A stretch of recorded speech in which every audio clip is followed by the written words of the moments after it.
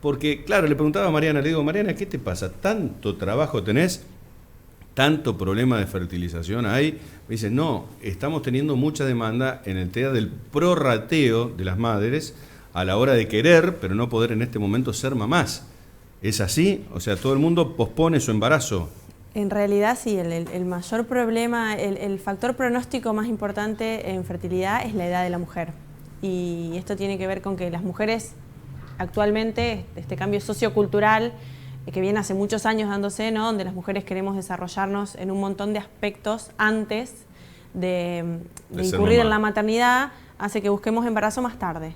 Y la realidad es que la biología no acompaña ese cambio sociocultural. Las mujeres nacemos con los óvulos que vamos a ovular toda la vida. No es una célula que se regenere. A medida que pasa el tiempo, la reserva ovárica, que es la cantidad de óvulos que tenemos, va disminuyendo. Va disminuyendo en cantidad y además se afecta la calidad del ovocito. El óvulo es la célula que tiene el potencial biológico para formar el embrión. El espermatozoide solamente aporta el material genético. Entonces, a medida que pasa el tiempo, estos óvulos van envejeciendo, van perdiendo esa capacidad de generar embriones normales, entonces cada vez nos cuesta más embarazarnos. Y se ve, tengo muchos pacientes en consulta en búsqueda de su segundo embarazo. Su primer embarazo llegó ¿Y el segundo sin ningún problema, pero a los 32, 33, 34, 35 años, y el segundo, más allá de los 37, 38, 39, ya cuesta más. Cuesta más porque la reserva ovárica está disminuida, porque la calidad del óvulo no es la misma a los 38 que a los 34 cuando tuvieron el primer embarazo. Mira vos, mira qué interesante esto, ¿no?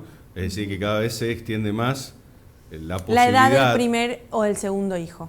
Cada vez esto tiene que ver por las cuestiones económicas, las necesidades de autorrealización por parte de la mujer, en principio. Va más por ese lado, va también por la posibilidad. ¿Miedos antes? Un poco sí, también, un poco sí, de querer hacer un montón de cosas antes de tener el primer bebé o de no encontrar la pareja adecuada. Claro. También tiene que ver un poco con eso, y con que tenemos la posibilidad real y segura de diferir nuestra maternidad. Eso es a partir de la píldora anticonceptiva, ¿no? En 1960, pero bueno, cada vez más las mujeres tenemos más posibilidades de control de natalidad y más proyectos antes de ser mamá. Ahí te saco el primer mito y le dejo a Florencia. ¿La pastilla anticonceptiva no deja secuelas en esto a la hora de querer ser mamá? No. ¿Ningún tipo de secuela? No. Está comprobadísimo. Está comprobado que Listo. no, las mujeres que tomaron anticonceptivos no tienen más problemas de Aquello fertilidad. durante 6, 7, 8 años. No. Cero drama. Para nada. Desmistificamos entonces un mito. Sí, Florencia. Bueno, una vez que comienza justamente este camino, ¿no? de buscar este embarazo o el segundo embarazo, ¿puede ser un factor que también juegue su partido en el proceso? Por ejemplo, la ansiedad de querer quedar embarazada rápidamente. Bueno, la realidad es que se han hecho un montón de trabajos con respecto a eso, Flor, y todavía no se pudo demostrar que la ansiedad y el estrés sean un factor determinante en la fertilidad. Si bien es real que el estrés a niveles extremos aumenta los niveles de cortisol en las mujeres y genera anovulación, es decir, la mujer se da cuenta que está tan estresada porque no menstrua, las amenorreas por estrés, pero si la mujer no llegó a ese punto, entonces la realidad es que no está demostrado que el estrés sea un factor. El estrés a nivel, más bien, el estrés diario, digamos, claro, que sufrimos todos. Bueno, vamos a meternos en los errores nuestros. Y en el caso de varones también. Bueno, ahí está. Vamos a meternos en el tema nuestro, la azospermia, ¿se llama así? Azospermia es la falta de espermatozoides. La sí. falta de espermatozoides. La falta de Esto espermatozoides. en el varón se produce por qué y qué grado de pacientes venís observando que tenemos ese problema de no producir espermatozoides. Bueno, en realidad, si hablamos de causas de infertilidad, sabemos que un 40% son causas femeninas, un 40% son causas masculinas, un 10% tenemos causas que son conjuntas y un 10% es lo que se llama esterilidad sin causa aparente.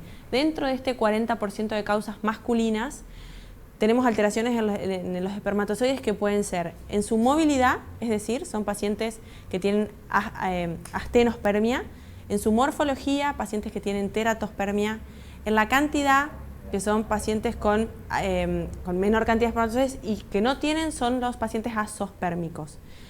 Y esa azospermia, es decir, la falta de espermatozoides, puede ser por dos causas grandes. O por un problema en la hipófisis que hace que el cerebro no pueda mandar la orden necesaria, hormonal, para generar en el testículo el espermatozoide. Hasta dónde llega la orden del cerebro, ¿no? O bien que maneja todo. Que el espermatozoide se forme, pero no pueda llegar al pene, digamos, que esas son las azospermias obstructivas. Ajá.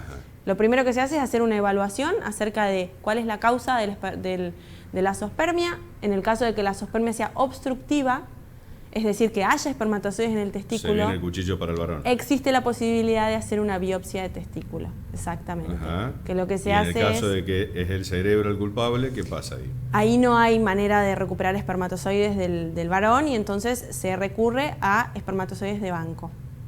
Ahí para fertilidad, bueno, tenés que recurrir a una tercera persona, banco, Exactamente, etcétera, un banco de semen. Las biopsias de espermatozoides de testículo igual se hacen muchísimo. Es un procedimiento que llevan a cabo urólogos especialistas, ¿no es cierto?, en esto. Toman una porción del testículo del varón, Ajá. lo mandamos a nuestro laboratorio de reproducción asistida de alta complejidad y ahí el biólogo separa espermatozoides de ese tejido testicular. Me quedo ahí con una cuestión física de la obstrucción, la separamos porque sabemos dónde están los muchachitos y no pueden fluir, ¿eh? Pero a la hora de no mandar el cerebro la orden a los testículos, ¿por qué motivos pueden darse? ¿Por disfunción neuronal? ¿Por estrés? Vuelvo a la pregunta de Florencia. Por, vamos a decirle, locura de lo que estamos viendo todo el tiempo, que no deja de ser burnout. ¿Por qué se da todo esto? No, en general no hay causas en general las causas centrales se llaman hipogonadismo hipogonadotrófico. Son pacientes cuya hipófisis no puede generar la hormona suficiente para generar espermatozoides. Y eso puede pasar a las mujeres también. Las mujeres también podemos tener hipogonadismo hipogonadotrófico y tener amenorreas, es decir, no ovular. Las causas pueden ser múltiples, también puede ser, por ejemplo, porque el varón haya tenido alguna enfermedad oncológica, por ejemplo, claro, y haya tenido que recibir radioterapia y claro, esa radioterapia haya imposibilitado a la hipófisis para después generar hormonas, incluso la radioterapia pelviana también genera azospermia, entonces en ese caso los varones lo que tienen que hacer es guardar espermatozoides previamente. Sí. Y en este caso, tanto en varón como en mujer, no existe la posibilidad de estimular la producción hormonal mediante pastillas. No. Por ejemplo. En los Porque varones sabemos, no por podemos. ejemplo, que los anticonceptivos tienen una carga hormonal, cumplen su rol. O sea, las hormonas pueden ser algo que uno estimule o desestimule. Exactamente. Pero Muy no bien va con dicho, los pastillas. anticonceptivos lo que hacen es bloquear el eje hipotálamo hipófisis ovario y hacer que nosotras no ovulemos. Y Ya las voy con vos, gonadotrofinas Damián, Sí. generan una hiperestimulación ovárica. En los varones no tenemos medicación para generar espermatozoides, básicamente. Voy con la última, querida doctora, y la pregunta es, ¿la edad juega en el varón? A partir de los 45 años está demostrado que hay algunas alteraciones genéticas más frecuentes en los niños. De todas maneras, el aumento en la frecuencia es muy bajito, sigue siendo muy bajito. Por ejemplo, si una enfermedad se da en un varón menor de 45 años, en un 2%, en un mayor de 45 años se da en un 4%. Mira Pero vos. igual la realidad es que el porcentaje no es significativamente importante. Querida doctora Mariana Deganis, muchas gracias por estar con nosotros. La espero el próximo martes, si no, será Gendarmería la que toque No. la puerta del surf. Sí, porque no queremos que nos falle.